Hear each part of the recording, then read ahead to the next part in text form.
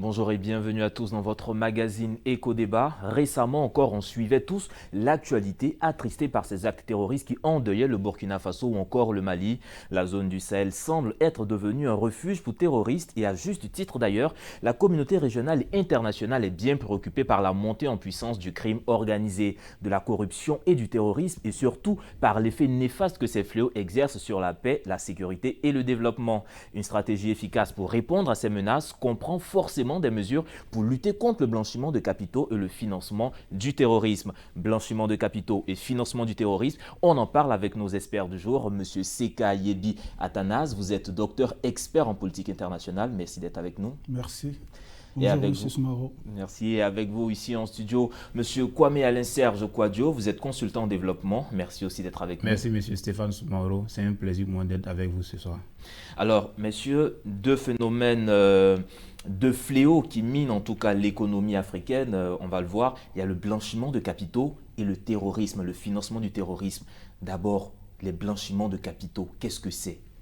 En réalité, le blanchiment de capitaux, c'est le fait d'utiliser de l'argent issu d'un circuit illégal, d'un circuit informel, par exemple, tel que le trafic de drogue, le trafic d'organes humains, etc., pour les injecter dans un circuit formel, tel que dans l'immobilier, tel que dans des entreprises ou tel que dans l'acquisition des actions. Donc, en réalité, voici de façon générale la définition de ce qu'on peut appeler blanchiment d'argent. Mais justement, par rapport à ce phénomène, le blanchiment de capitaux, on voit que nous avons le CENTIF, on a le JIABA, toutes ces structures. Qu'est-ce qui freine un peu leur action? Pourquoi ce blanchiment de capitaux est encore si développé en Afrique? Tout simplement parce qu'il y a des intérêts majeurs en matière de fonds. Parce que ceux qui s'adonnent à ces genres de pratiques ont la possibilité de recueillir assez de fonds. Et comme l'a défini M. Kouadio, nous voyons tout de suite que les moyens utilisés par ceux qui blanchissent l'argent, ils utilisent des moyens qui ne sont pas corrects et ils les injectent dans d'autres moyens qui semblent être honnêtes. Tout ça pour cacher la traçabilité des transferts de fonds. Et donc, ça régénère beaucoup d'argent, beaucoup de fonds. On parle de millions de dollars en chiffre d'affaires. Voilà pourquoi cette tendance-là est difficile à être cernée et difficile à être menée. Alors, je vais ajouter un fait pour corroborer ce qu'il a dit. Au fait, il y a aussi la corruption. Vous savez, nous sommes dans des États où la corruption est un phénomène qui gangrène l'économie, qui gangrène la vie sociétale. Donc, il est difficile de pouvoir réguler un tel secteur si on a des agents véreux qui ne subissent pas la rigueur de la loi. C'est aussi l'une des difficultés qui fait que le blanchiment d'argent n'arrive pas à être estompé. Alors, vous parlez de corruption, mais j'aimerais revenir un peu sur ce que M. Seka disait tout à l'heure. Quand on parle de ces financements illicites, on l'a vu un peu avec une action menée en Côte d'Ivoire, par exemple, à l'Association des journalistes économiques et financiers, au niveau de l'immobilier, où on voit vraiment de grosses transactions dans ce domaine. Et il y a le phénomène de ce qu'on appelle les sachets noirs ou les sacs noirs pour des grands terrains, des projets immobiliers, des gens qui payent en espèces et ils ne laissent aucune trace. Et dans le système ivoirien, rien n'interdit, rien ne suit tout ça. Est-ce qu'on ne doit pas mettre des politiques assez corsées? Mais effectivement, il faut mettre des politiques dans ce secteur parce qu'on voit là transparaître une informalité dans ce secteur. Il est inconcevable en ce 21e siècle, dans ce monde contemporain, d'effectuer de grosses sommes d'argent avec de l'argent physique. Logiquement, ce type d'opération devait être effectué de façon électronique, de sorte à avoir la traçabilité de ces faits. Figurez-vous que même quand vous allez à la banque et que vous voulez payer la scolarité de votre enfant, on vous demande l'origine des fonds. Mais pour un montant de 200 000 francs, on demande l'origine des fonds. Et pour un montant de 200 milliards ou 20 milliards, je dis des exemples quelconques, mais on ne demande pas d'origine des fonds, il n'y a pas de traçabilité. En réalité, je me dis que c'est un système qui cause un manque à gagner à l'État de Côte d'Ivoire parce que c'est en dehors du système formel bancaire. Et je pense que nos États, c'est une affaire qui est interétatique. Et ce système-là ne se limite pas seulement qu'au pays. Je dirais que les États africains doivent se mettre ensemble de sorte à ce qu'un cadre statutaire et réglementaire soit défini. Il faudrait que les polices financières au niveau africain puissent collaborer. Il faudrait qu'il y ait un réseau bancaire de traçabilité. Parce que si chaque État ne prend pas ce problème à bras le corps, il sera difficile de le juguler. C'est l'une des difficultés. Il faudrait que nos États soient conscients du fait qu'à partir d'un certain montant, il doit être impossible de réaliser des opérations financières de façon physique. Il faut que ce soit électronique pour qu'il y ait une traçabilité. Mais justement, est-ce que ce n'est pas un peu dans cette dynamique qu'on a vu il y a quelques jours en Guinée, la nouvelle loi sur le blanchiment d'argent et le financement du terrorisme? On a vu en Côte d'Ivoire récemment, on vient de mettre sur place le pôle économique de la justice. Ces initiatives-là, elles doivent se faire de manière indépendante ou comme vous le dites, il faut que les États aillent ensemble de manière coordonnée. Il faut coordonner toutes ces actions parce que c'est une filière assez difficile à cerner. Et donc, les États entre eux peuvent arriver à maîtriser la situation dans la mesure où vous avez ces transactions d'argent qui se font d'individu à individu. Et ces transactions d'argent se font aussi par liquidité, c'est-à-dire ils transportent avec eux de fortes sommes. Pourquoi ils utilisent la liquidité? Pour encore contourner le système mis en place pour repérer le mauvais fonctionnement des transferts d'argent. Et tant que les États ne s'accorderont pas pour trouver une solution et trouver des mécanismes pour essayer de freiner ces flux d'argent qui circulent aux dépens de ces États, il serait difficile de cerner le problème de blanchiment d'argent. Et je pense que c'est l'une des sources de financement du terrorisme en Afrique. Et justement, c'est à là que je voulais en venir. Comment est-ce que le terrorisme, on le dit souvent, le blanchiment de capitaux, cet argent illicite va servir à financer le terrorisme, mais comment est-ce que cela se fait, vous qui suivez un peu Effectivement, avant de répondre à cette question, permettez-moi d'éclairer la lanterne des téléspectateurs sur la définition de ce concept, le concept de terrorisme. Il faut dire que c'est un concept qui a été formalisé depuis 1794. Et le terrorisme se définit comme l'usage de la terreur contre un État ou une population civile à des fins politiques, idéologiques ou religieuses. Et le phénomène du terrorisme est un phénomène qui cause d'énormes difficultés en termes de conséquences. Et c'est un phénomène qui est financé selon les rapports de plusieurs institutions internationales qui œuvrent dans la lutte contre le terrorisme. Ce phénomène est financé par plusieurs sources. Il y a les détournements de fonds alloués aux ONG. Nous tous, nous savons que les organismes non gouvernementaux n'ont pas d'intérêt lucratif. Et ces organismes-là sont financés grâce à des aides, grâce à des subventions. Mais malheureusement, ces subventions-là sont détournées à des fins terroristes. Il y a aussi les commerces illicites, comme on l'a bien signifié, avec le phénomène de blanchiment d'argent. On a plusieurs sortes de trafic de drogue, trafic de matières premières, trafic de pierres précieuses. Donc en réalité, c'est des finances qui échappent à la législation, qui échappent à la fiscalité et qui opèrent dans nos circuits. Cet argent-là sert aussi à financer le terrorisme. Nous avons aussi les enlèvements par rançon. Quand on suit l'actualité depuis le Nigeria, depuis Boko Haram, depuis AQMI, on voit que plusieurs enlèvements sont effectués. Et après ces enlèvements-là, quand vous écoutez, vous entendez les histoires des rançons. Et ces rançons-là servent aussi à financer ces dites activités. Et voici pêle-mêle quelques raisons, quelques sources de financement de ce phénomène. Alors, moi, il y a une question encore qui me revient. On parle beaucoup de terrorisme, mais j'ai l'impression, la nette impression, que c'est en Afrique que vraiment ce phénomène est développé. On entend rarement quand on parle, par exemple, il y a eu un acte terroriste en France, quelqu'un a été blessé, il y a une bombe, mais ce n'est pas des personnes qui viennent occuper un territoire comme on le voit au Mali, au Niger, où ils ont des bases. Pourquoi est-ce que c'est si développé en Afrique? D'abord, nous avons un problème au niveau de nos frontières. Il est très facile de traverser nos frontières. Effectivement. Et nous avons aussi le fait que ces terroristes sont des organisations ou des entreprises organisées et tout est planifié.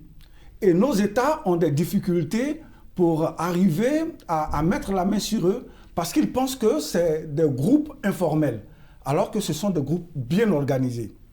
Et pour arriver à asseoir un mécanisme ou une technique appropriée, il faut faire en sorte, comme on l'a dit tout à l'heure, que nos frontières soient bien gardées et qu'au niveau des...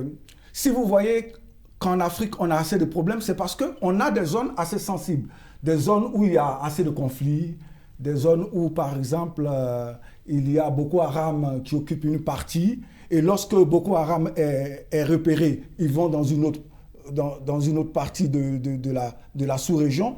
Mais parce qu'au niveau des frontières, on n'a pas réussi à coordonner et à mettre en place un système pour repérer ces groupes terroristes. Et donc ça pose ce problème-là d'infiltration à travers le continent. Je vais renchérir. Cette activité est beaucoup plus dynamique en Afrique pour plusieurs raisons. Il y a, comme il a si bien dit, il a parlé de défaillance institutionnelle, l'incapacité de nos États à garder nos frontières, mais il y a aussi le manque de moyens technologiques visant à tracer toutes ces activités illicites. Et les Européens, on le sait tous, ils sont tous développés, ils ont des drones, ils ont les services de renseignement les plus outillés. Donc, il est difficile avec les Européens de pouvoir avoir une certaine dynamique de cette activité. Parce qu'on sait tous qu'en Europe, chaque individu a une identité ou est déjà rattaché à, je dirais, comme on appelle ça, une fiche technique d'identification qui fait que même si vous vous déplacez pendant un mois, on sait déjà où vous êtes. Mais en Afrique, il y a déjà ce problème-là. Il y a aussi la question de la pauvreté et de la pauvreté pécuniaire et la pauvreté intellectuelle. On sait tous qu'en Afrique, les difficultés financières font que la plupart des jeunes sont susceptibles d'être enrôlés dans certaines activités dites subversives, telles que le terrorisme. Il y a aussi, quand on parle de pauvreté intellectuelle, lorsque vous n'êtes pas instruit et que vous savez que, on sait que psychologiquement, vous êtes vulnérable, vous êtes fragile dans un environnement de pauvreté où c'est difficile de joindre les deux bouts. C'est clair qu'on peut vous enrouler facilement.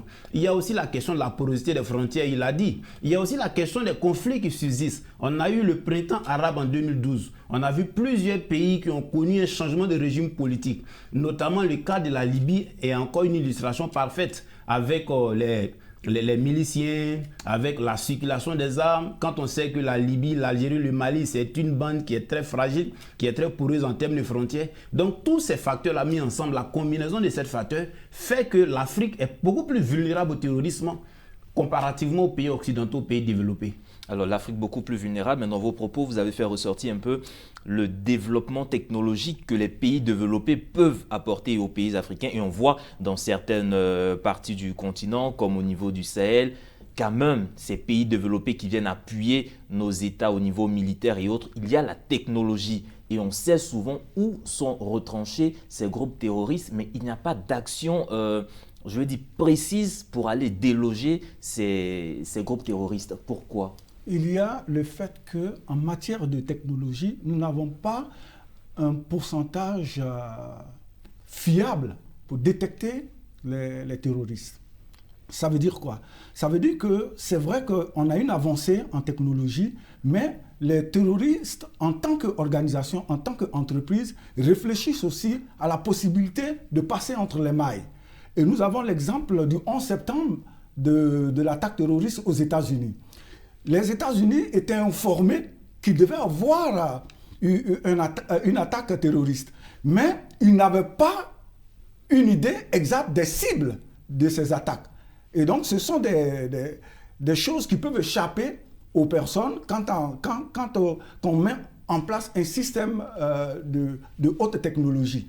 Une autre chose, c'est que les terroristes utilisent ce qu'on appelle la forme interne, la communication interne. C'est-à-dire qu'ils sont par exemple sur un territoire donné, par exemple ils sont en Afrique, mais ils ont des branches, parce qu'ils ont des ramifications un peu partout, ils ont des branches aux États-Unis. Et donc ils ont même des citoyens américains, des citoyens ivoiriens, ils ont des citoyens maliens, ils ont des citoyens burkinabés, qui font partie de leur organisation. C'est ce qui rend la chose un peu plus complexe. Et donc, c'est plus facile de rentrer en contact avec ces membres-là et d'organiser en place un acte de terrorisme. Et ce sont des choses qui échappent à la puissance technologique. À partir de ce moment, ce que nous proposons, c'est la veille d'une technique de proche, de corps à corps et de bouche à oreille. C'est-à-dire que dans un village, quand vous constatez des personnes qui arrivent pour la première fois, des inconnus, voilà, au village, tout de suite vous informez le chef du village. Nous avons quelqu'un qui est arrivé, on ne sait pas qui c'est. Mais si vous vous taisez, vous allez voir que ça va prendre de l'ampleur et tout de suite vous aurez un groupuscule de terroristes et tout de suite vous serez surpris de l'attaque qui vous attend. Alors une autre étude un peu qui montre, par exemple, là où c'est soi-disant terroristes, où ces terroristes sont regroupés, retranchés souvent, ce sont des zones très souvent à forte richesse. matières premières, pétrole et autres. Mais effectivement, mais l'une des activités même du terrorisme, c'est le gain. Le gain fait partie des objectifs principaux du terrorisme. Mais on a vu un peu les activités de Boko Haram au Nigeria. Mais Boko Haram au Nigeria était dans des zones qui étaient très riches en matière de pétrole. Il en est de même pour ce qui se passe dans le nord du Mali. Donc en réalité, ce sont des individus qui ne viennent pas seulement que pour défendre une cause, je dirais politique, idéologique ou religieuse. Mais en réalité, il y a des objectifs pécuniaires qui sont certainement cachés. Mais qu'est-ce qui pourrait expliquer, selon vous, le fait que les actes terroristes sont toujours perpétrés dans les zones à fort potentiel économique? Mais en réalité, c'est parce que c'est une richesse qui attire tout le monde. Est-ce que ce n'est pas une stratégie pour, mettre la main, pour avoir la main mise sur ces ressources? Certainement, les études peuvent le démontrer, mais nous ne sommes pas en train de dire que le terrorisme est un moyen utilisé pour avoir la main mise sur les ressources. Mais toujours est-il que c'est une hypothèse qui est plausible, étant donné que la plupart de ces actes terroristes sont toujours perpétrés dans des zones à fort potentiel économique. Alors, messieurs, quand nous regardons un peu ces financements illicites qui sont injectés ou utilisés pour financer le terrorisme, quand on regarde nos États aujourd'hui, est-ce que l'Afrique est prête à les moyens de faire face au terrorisme? L'Afrique peut essayer de combattre le terrorisme pour le moment en utilisant la voie de la coopération, en utilisant les pays frères les mieux outillés en la matière, jusqu'à ce qu'on prenne notre propre envol et qu'on ait la possibilité de faire avancer tout ce qui est technologie et qu'on ait la possibilité d'être nous-mêmes créateurs de nos richesses, d'être créateurs de notre self-défense. Et c'est à partir de ce moment-là que l'Afrique peut s'en sortir. Mais pour le moment, nous disions tout à l'heure que nous avons une armée faible, donc nous n'arrivons pas à fabriquer nous-mêmes nos armes. Vous savez que nous sommes l'objet de convoitises parce que nous nous retrouvons avec assez de richesses. Et nous ne devons pas être étonnés de voir le monde se retrouver sur le continent africain à cause des richesses qui existent. Donc, ça doit être une raison valable pour essayer de construire notre armée, essayer de rentrer dans la coopération d'échange, dans le cadre d'apprendre à fabriquer des armes, dans le cadre d'avoir des possibilités d'avancer en technologie, dans la possibilité de trouver des voies et moyens pour qu'on puisse protéger de façon hermétique nos frontières et avoir une vue sur tout ce qui se fait en matière de terrorisme. Protéger de façon hermétique, et on a vu aussi en Côte d'Ivoire, au niveau de la sous-région, l'Académie internationale de lutte contre le terrorisme, une avancée majeure. Certainement, c'est certain que c'est une avancée majeure. Parce que vous ne pouvez pas prétendre lutter contre le terrorisme si vous n'avez pas d'acteurs qui sont outillés, qui ont une certaine maîtrise de ce phénomène et qui sont en mesure d'utiliser de nouveaux outils technologiques de sorte à tracer certains faits. Mais moi, je vais réagir par rapport à ce qu'il a dit pour appuyer, pour corroborer. En réalité, la sécurité est l'un des défis du continent africain. Parce que nul ne peut prétendre au développement socio-économique s'il n'a la maîtrise de son aspect sécuritaire. Et la sécurité du continent africain passe par la gestion des frontières. Vous savez, on a un problème de frontières en Afrique parce que nos frontières sont poreuses. Et pour cela, pour réussir cette gestion efficiente-là, il faudrait que les États africains se mettent ensemble. Se mettre ensemble de sorte à ce qu'ils puissent sortir un document qui pourrait parler d'un cadre réglementaire statutaire. En réalité, ce document va fixer les différents objectifs à atteindre.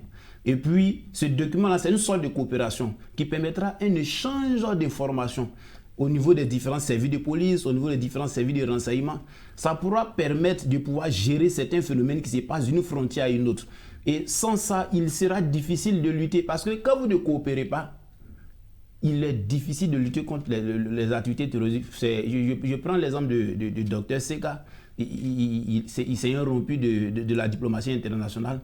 Il sait à quel point la coopération internationale est très stratégique dans la gestion intérieure des États. Donc je pense que nos États doivent beaucoup plus miser sur ça. Parce que généralement, quand certains États ne s'entendent pas, il est difficile d'avoir un échange d'informations, surtout quand cela relève de la sûreté, de l'intégrité du territoire national. Donc voilà ce que j'aimerais ajouter sur la question. Alors monsieur, permettez-moi de vous envoyer un peu dans l'espace, un tout petit moment. Quand on parle d'informations, de données, on voit un peu les pays développés avec leurs satellites. Tout est une question de communication et d'information. peu de pays africains disposent eux-mêmes de leurs satellites de communication pour la surveillance des frontières et autres. Est-ce que vous pensez qu'il faille aussi accélérer le développement de nos États dans ce sens? Oui, il faut le faire.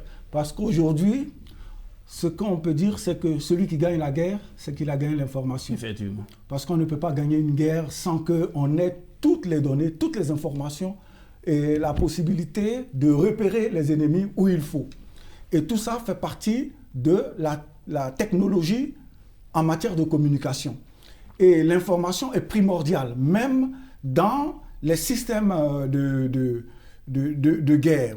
Vous avez à un moment donné la Chine et Taïwan qui étaient un peu en palabre, En disgrâce. voilà, en discrétion.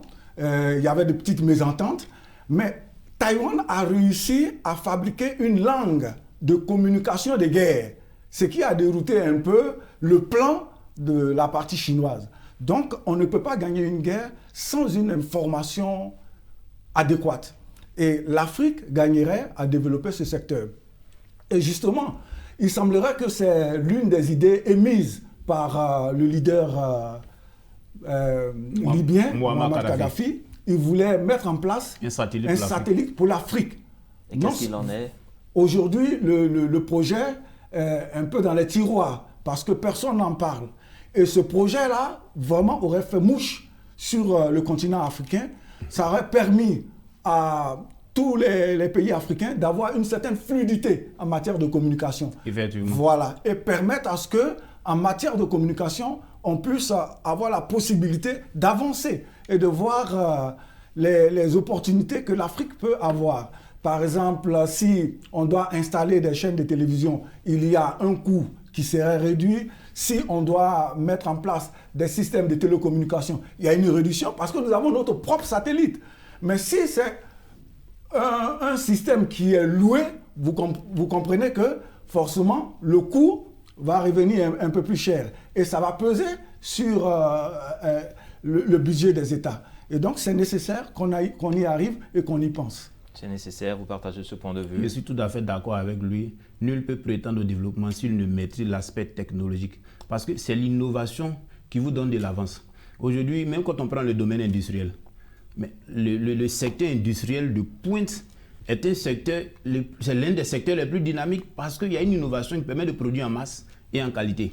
Aujourd'hui, grâce à l'innovation technologique, on a vu les prouesses d'Apple. On voit les téléphones dernière génération, on voit que tout passe du manuel au numérique, mais tout ça, c'est pour faciliter la vie humaine. Et cette facilitation-là ne peut se faire sans innovation technologique. Et la preuve en est que depuis que nous sommes dans le numérique, l'activité économique connaît une célérité.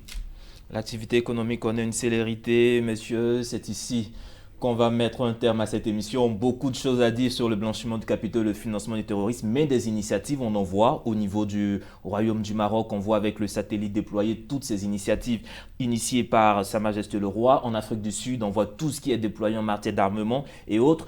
Blanchiment de capitaux et financement du terrorisme, c'était le thème de cette émission. Vous pourrez retrouver cette émission sur notre site internet www.mediantv.com. Nous étions avec M. Kwame Alain-Serge Kouadio, consultant en développement. Merci encore pour vos analyses. Merci M. Soumaro, c'est moi qui vous remercie. Et M. Seka Yebi Atanas, aussi docteur et expert en politique internationale. Merci pour vos éclairages. On a parlé de terrorisme, mais on reviendra pour une autre émission, un autre numéro pour aborder des sujets encore plus sensibles. Mesdames et messieurs, agréable suite au programme sur nos antennes. On se retrouve très vite pour un autre numéro de votre magazine Éco-Débat.